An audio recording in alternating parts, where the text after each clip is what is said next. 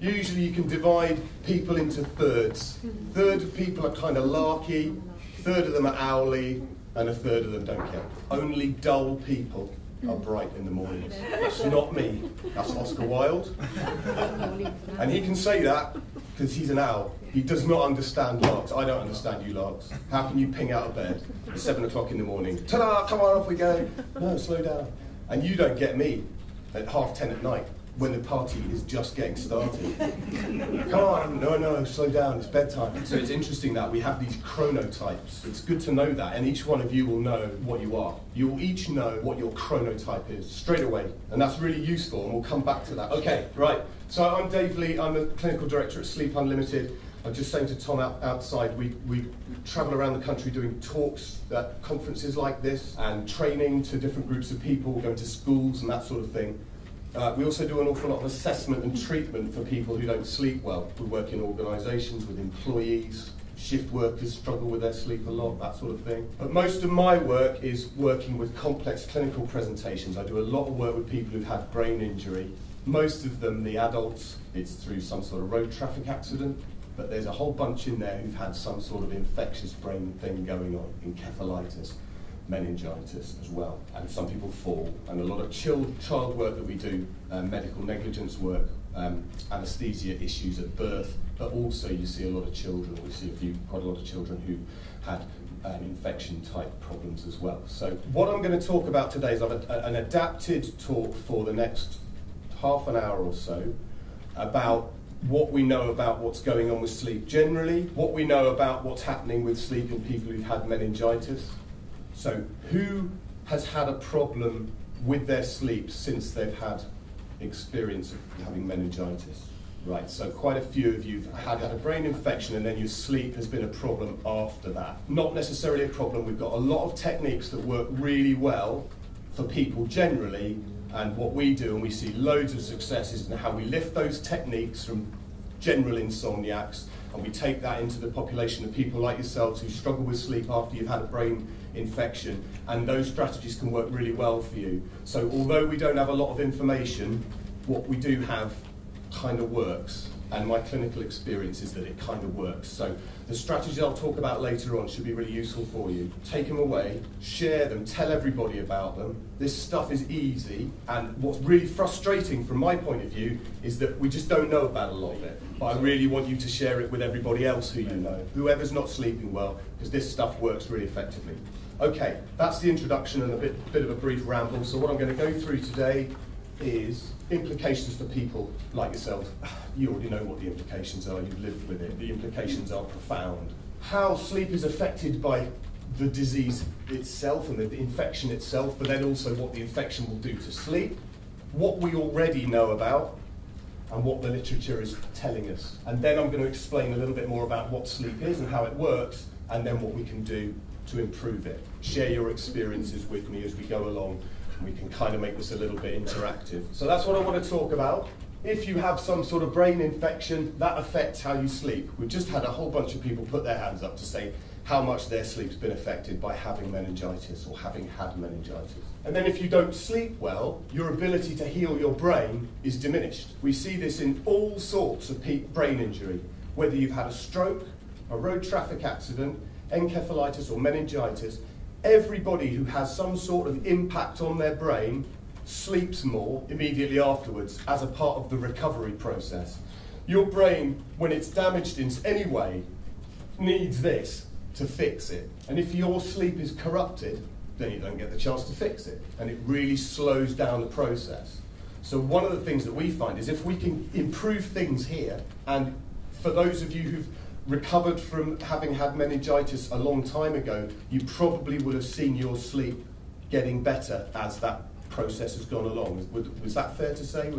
That's what we'd expect to see anyway. As the brain heals, the sleep then returns towards a pre-morbid level, towards a healthy level. But we've got this bi-directional impact going on. The brain infection affecting how you sleep, and then the sleep, not enough sleep, affecting the recovery from having had an infection. So we asked you guys at the start who didn't sleep well, and I said, oh, you're fed up already. I had a little bit of a giggle about that. Everybody knows what that feels like. Even the good sleepers in here will know what a bad night feels like. Nobody sleeps perfectly all the time. I was talking to Tom, he tells me he has 3 small children. I'm blessed with 4 small children.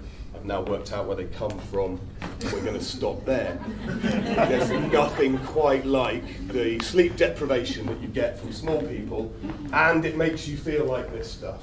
Makes me irritable. My kids behave in a negative way when they're tired, they're ratty and irritable. It also has an impact on my memory, and sleep and memory are massively linked together. Your ability to remember stuff and recall stuff is severely impacted if you haven't slept well. And then we've got another talk coming up about, from a lady who's been living with chronic fatigue syndrome. Not sleeping well makes us feel tired. That's fatigue. It's possible to be tired and not fatigued, and it's possible to be fatigued and not tired. They're not the same thing. I can be not fatigued, but I can be tired. And that will help me go to sleep. I may not be tired, I may have loads of sleep, I might not be tired, but I might feel fatigued. And meningitis will certainly do that. I might be more depressed and anxious. We certainly see this in people who are not sleeping well. Your mood just goes down, your depression goes up. And then, of course, we live with people. And people look after us, and we look after people. And back to the comment about family there. Young children disturb the sleep of their parents. If you've had a brain infection and your sleep's been disturbed at night, your family or friends may have been living with you and you would have maybe disturbed their sleep. Then they're tired, and then they're stressed. We see this a lot, so I won't just work with the client themselves, I'll work with family too. I'll say, Mrs. Johnson, how are you? Are you tired looking after your husband? Let's do something for your sleep, because I know that you're the person that's going to be looking after your husband, and I need to know that you're safe and well, and that you're well rested, so that you can do that caring job without all of this stuff going on.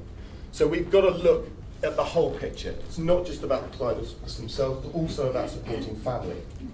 Okay, so we know those things. People generally who've had a brain injury, and some of this may be less relevant to just meningitis, but it'll resonate with some of you as well. Certainly we see people who've had accidents have trouble getting comfortable because there might be pain. You might have experienced that yourselves. Certainly we often see this, people being less active, so they're less tired. It's quite good to get out and run about, because you then become physically tired, and if you're physically tired, that helps you to drop off to sleep. If you're incapacitated, if you're in bed and you can't get up out and exercise, you are less tired, so it's harder to drop off to sleep.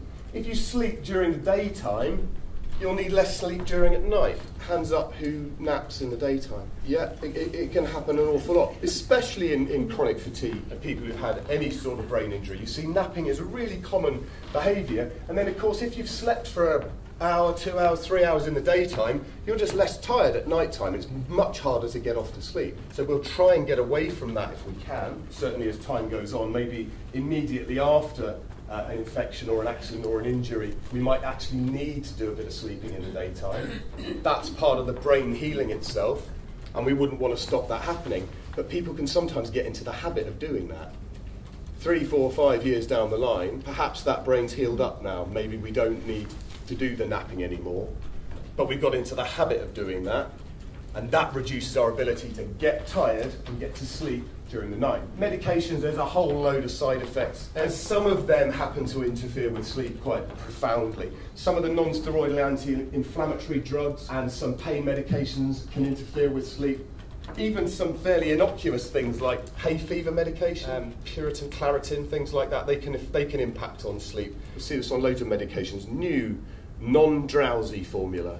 You've seen that? It's non-drowsy because what the drugs companies have done is just bang a load of caffeine into them, and then if you're taking it at night time, it wakes you up. It's non-drowsy. It's not non-drowsy, it's actually a stimulant, and then it's really hard to get off to sleep because you've just consumed a load of caffeine just before you go to bed. And then we've got psychological things happening. So people can be anxious and depressed, and certainly in people who've had accidents, sometimes they're traumatised, and nightmares are a core diagnostic feature of post-traumatic stress disorder. Anybody who's been through a traumatic event, having a nasty brain infection, is certainly a traumatic event. We might find reliving nightmares happen.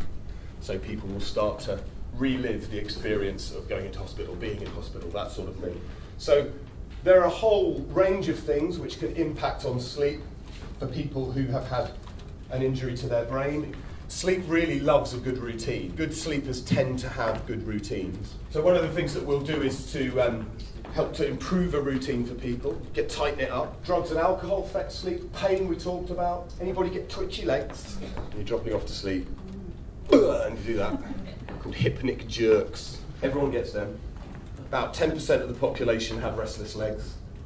We see it more in people who've had an injury to their brain. Twitchy legs and twitchy arms, particularly when you're dropping off to sleep, can be really annoying. These things tend to be worse when you're tired. So it becomes a bit of a circular thing. You don't get off to sleep because your legs are twitchy, which makes you more tired the next day, which gives you more twitchy legs.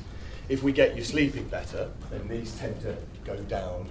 They can be medicated for, which we don't really like, and there's also some exercises which can be quite good, which is sort of an hour or so before you go to bed. Can sometimes help. Some people find that one quite useful. Twitchy limbs, arms can go as well. Sleep apnea, anybody have that? Anybody stop breathing in their sleep? Have you had meningitis, sir? From your mother? So your mother has that. And do you have a mask to wear? No, not very often. It's sporadic now. Well, that's good.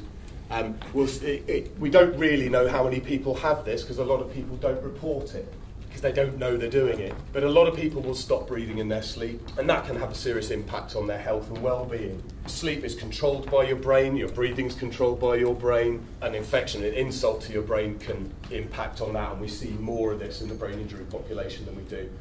And finally, we've got endocrinological imbalances as well. So quite often you'll see pituitary gland imbalance as well. So there's a whole range of extra stuff which can come along to get in the way of your sleep if you've had some sort of accident or injury to your brain. So the skill of my job really is to try and find out what it is that's happening, where it's happening, what factors have we got here, and what can we do to intervene to help you. So the picture can be quite complicated, but if you can get a good formulation, as we call it, then you can do something about it. Have you always been a rubbish sleeper? Because if you've always been a rubbish sleeper and then this happens, it's a little surprise that your sleep's now terrible, isn't it? Or have you been a good sleeper before, and it's the injury or the accident or the infection that's caused the problem? If that's the case, then we might be able to get back towards where you were beforehand. So that gives me a little bit of hope. How bad was the infection, and where has the damage been done are going to have an impact as well. How long ago? Were there any complications at the time or afterwards? Usually, quite often, being starved of oxygen, particularly in kids, birth trauma. What was care delivery like at the time, and going forward until now? What's rehab been like? Have you rehabilitated very quickly and very effectively and come way back up to where you were before you had an insult to your brain? Or has it taken a long time? That's going to have an impact on where your sleep is now and what kind of interventions have gone in. What dose of medications were you on, are you on, how things have changed.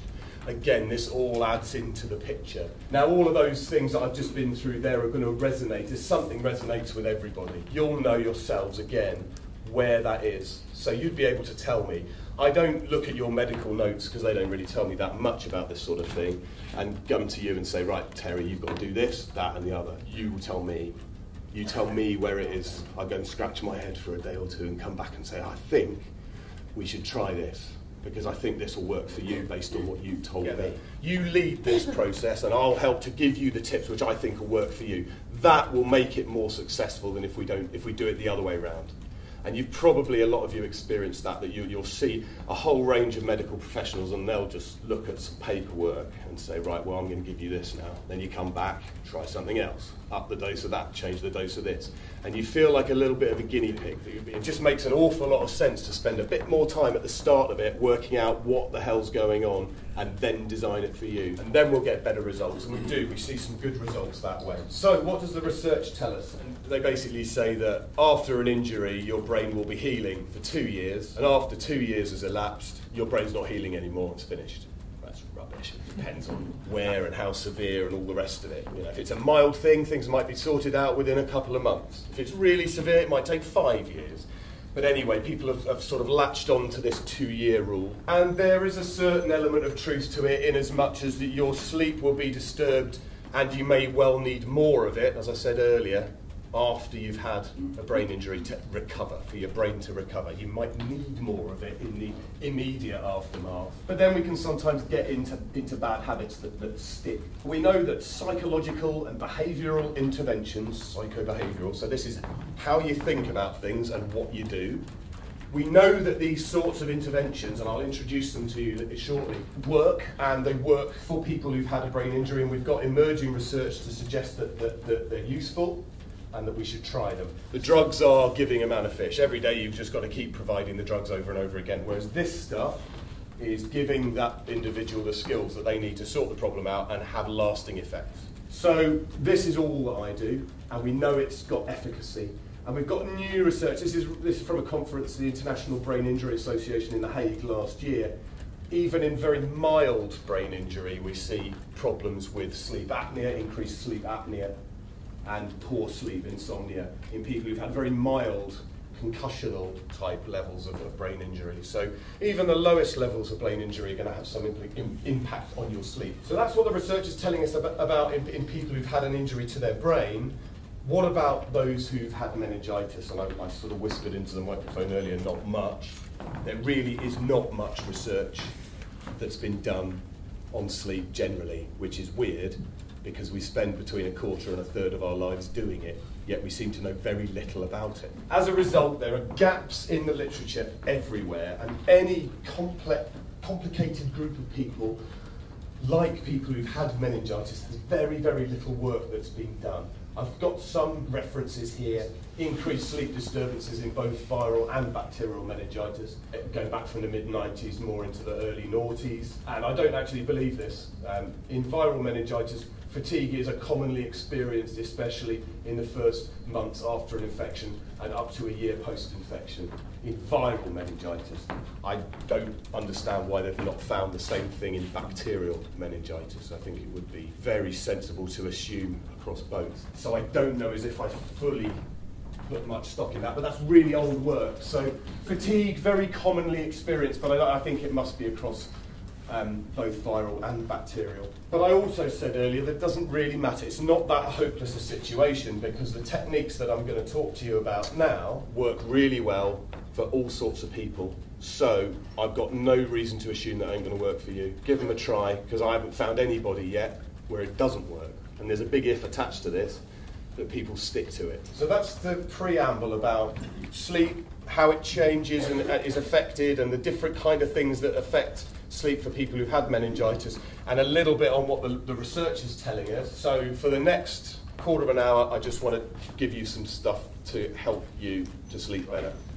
The more awake you are, the more tired you get. The longer you're awake for, the more tired you get. Pressure to sleep goes up. Tiredness, we call that. Up that goes with the length of time that you're awake for. And then, every 24 hours, we'll sleep and relieve this sleep pressure. It's sometimes called the sleep homeostat.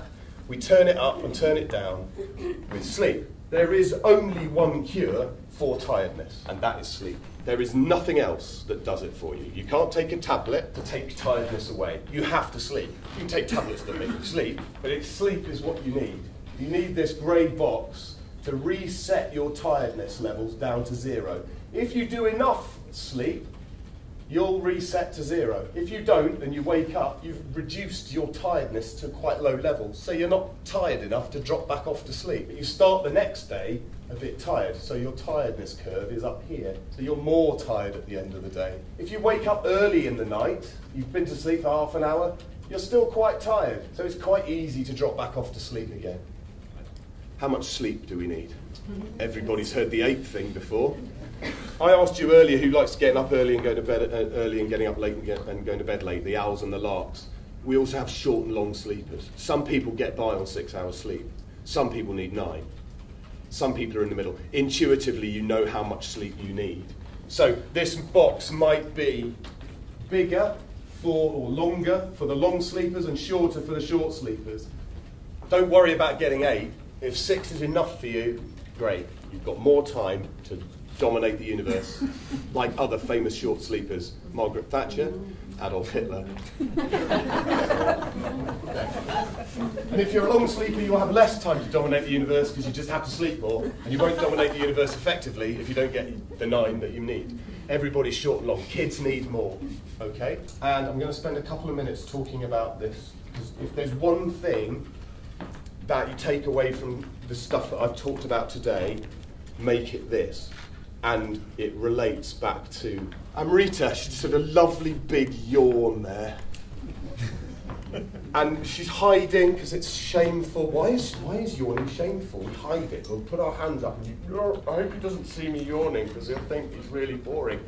I know I'm really boring. All you're doing is dipping, right? You're just having a dip right now. If you're having a dip right now and it's 2 o'clock in the afternoon, I can now predict when your next dips are going to be throughout a 24-hour period. Because this circadian rhythm, it's called, you've heard of it before, quite possibly. A lot of people have heard of this circadian rhythm before, but not many people know about it in detail. And this is what you need to know now. It's 90 minutes in all of you. It's dead set. It stays there really regularly, and you can use this. Louisa, right, so Louisa, you'll say you feel tired all the time. There are worse bits of the day, and this is when you're dipping, right? So when you're dipping, notice this in yourselves. Amrita, you just had one. At 2:30 in the afternoon is not a good time for you to do your tax return, right? It's not a good time for you to operate your forklift truck or start your shift at air traffic control. This is where you'll make the mistake on your Excel spreadsheet, you'll run your colleague over, you'll crash a plane into the mountain, right? Don't do this stuff then. 45 minutes later, you'll be at a peak. That's where you're on fire. That's where it's happening. Anybody play sport better than this?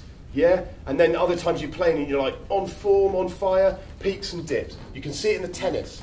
Tennis players, the pros, you'll see, especially over a long game, you'll see one guy dominating the other, and then the game flips over because one's dipping and one's peaking. Then later in the game, they swap over. Any artistic people, blots. You might have had this in an exam. I can't find the answer. I know this. Where is it? You're just dipping.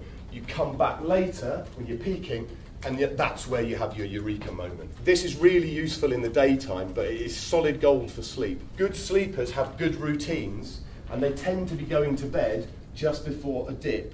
They go to bed, they catch a dip, and that is a perfect time to go to sleep. Bad sleepers, their routine is wobbly. Sometimes they go to bed here and drop off to sleep. Sometimes they're trying to go to sleep here. It's really annoying. Who's been to bed 20 minutes past their usual bedtime and think, why can't I go to sleep? It's past my bedtime. We've all done that, yeah? Because you've missed your dip and you're up here. Kids who miss their bedtime, they're manic. Why are you so manic? They've just missed their dip and they're peaking, bouncing off the walls. Then later they crash and burn. This is a 90-minute cycle from puberty. In very young children, it's 45 minutes. Mid-childhood, it stretches out to about an hour. Late childhood, an hour and 15. And at puberty, it's 90. And you can set your clock by it. It's so predictable. Who wakes up in the middle of the night at a consistent sort of time? What time, ma'am? 2:30. 2:30, right, excellent. Well done. You're predictable because you wake up at 2:30. What time was lunch today? 12:30. Everyone has lunch at 12:30. We're all so predictable. Lunch is always 12:30. Schools, hospitals, 12:30. 2:30, what was your name, madam? Claire wakes up at 2:30 in the morning fairly consistently, so now I know that that's a peak for you, so I can trace it back in an hour and a half to find out an optimal bedtime for you. 2:30 is a peak, hour and a half backwards from that is 1 o'clock, hour and a half back from that is 11:30 p.m. You with me so far? These are all peaks. Now add 45 minutes on to 11:30 is 12:15. Are you an owl or a lark? Right, so we'll go back the other way then. So we'll take 45 minutes off 11:30 and we'll come to 10:45. 10:45 will be a dip for you, which is a nice time for you to go to bed. But if you're waking up at a consistent time, you can take hour and a half off to work out when your next peaks are, backwards and forwards, and then take 45 minutes off or 45 minutes on to find your dip, and that will predict you a really good bedtime. Anybody wake up in the morning without an alarm clock? So what you've done is you've relieved your sleep pressure and you wake up at a peak. And it's consistent timing-wise, right? This is lovely. If you're waking up in the middle of the night, do you need the bathroom? It's unlikely for you. It tends to happen with older people because you get age-related weakening of the sphincter muscles around the bladder. You drink 6 cups of tea before you go to bed. You can't go to sleep because of all the caffeine in the tea. And then at 3 o'clock in the morning, you need a wee. And if you wake up here, you might not be able to get to sleep again for 45 minutes till your next dip. It's called the Circadian Rhythm. Really useful. The things that we want to do to improve your sleep is to get that routine regularised around that circadian rhythm. Good sleepers have good routines. So we work out a bedtime that suits your chronotype. If you're a boring lark or an exciting owl, and the amount of sleep that you need, short, medium or long. We get your routine. We pace your activity out. We don't get you running around the block when you're dipping. We get you trying to do that stuff when you're peaking. You've got the energy for it. And when you are dipping, we get you to rest, but not sleep. Because if you sleep, you'll relieve your sleep pressure, which makes it hard to get off to sleep at night. So rest in a chair, not in your bed, flat with the lights off, in a chair, so that you preserve your sleep for the night time. And then we'll look at medications. The ones that wake you up, we'll do them in the morning. The ones that put you to sleep, we do them in the evening. Simplish sort of stuff. We'll look to do more activity to get people more tired, or if people are doing too much, they're too tired, so we'll rein it back. Get outside. Bright light is really good for melatonin. I haven't spoken in detail about that today. That's another story. We haven't got time for it today, unfortunately. But melatonin really promotes sleep, and you get that from sunlight. So get outside and then work together. Like I said earlier, we work together with you to help to make sure that we stick to these things. A few last things just to take away. Consistent schedule we've talked about. Caffeine we've talked about. Alcohol gets in the way of sleep. Don't drink too much because you need to get up for a wee in the night time. Sleep in the bedroom. Try and do everything else outside of the bedroom. Make your bedroom boring, dark, comfy. Sleep likes boring, dark and comfy. Doesn't get on very well with bright, noisy and exciting. So make it a good place to sleep in. Change the bedding. Don't play games on your iPad in bed, and then we manage and treat the other things that are going on. Beyond this, what we'll do is we'll look at other psychological therapies, CBT for insomnia. These are the kind of techniques that we might start to try and bring in if things are more complicated. But I'm hoping the simple stuff that I've just introduced to you today will help for an awful lot of you. Just knowing when your peaks and dips are and scheduling a regular routine sorts so much out. Play with that and let me know how you get on. And if you're struggling, there's loads more that we can do on top of that. Pick up a card, they're out on the desk out the front. If you want to read more in the book, then please do. But there's stuff that we can do to help. It doesn't need to be a helpless situation. Any questions? Dipping, yeah.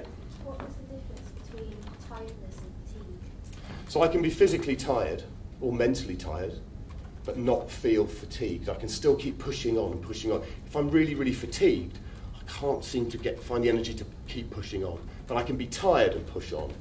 I can fight through that tiredness. Fatigue is a harder thing to fight through. If you go to bed at a decent time and then you wake up an hour before your set time, Yeah. Should you stay awake or should you try and get off to sleep? If it's just an hour, what I'd be tempted to do would just be to get up and push through that day, and then have more sleep pressure that night, and it'll be easier to drop off to sleep again, but then stick to your routine. So if it was just an hour, I'd be tempted to. If it was longer than that, what you'd want to do is wait for your next circadian dip to try and go to sleep. The trouble a lot of people have is that they wake up in the night, and they'll always be waking up at a peak. And it's hard to drop off to sleep then for another 45 minutes, till you get into a dip. How do you know you're in a dip? You don't know it when you're asleep, you're unconscious. You can do stuff in your sleep and not be guilty of it. You can actually murder someone in your sleep and you're not guilty because you're unaware. So yeah, no, there's a behavioural indicator when you're awake that tells you that you're dipping. Yawning, exactly. Look for the yawn. That will tell you when your dips are. Then you can work a routine out. And if you wake up in the night time, wait 45 minutes and your body will tell you when it's dipping because you'll go, and when you see your kids go, you go, right, quick, get into bed now. I'm not tired. Yes, you are. Shut up and go to sleep.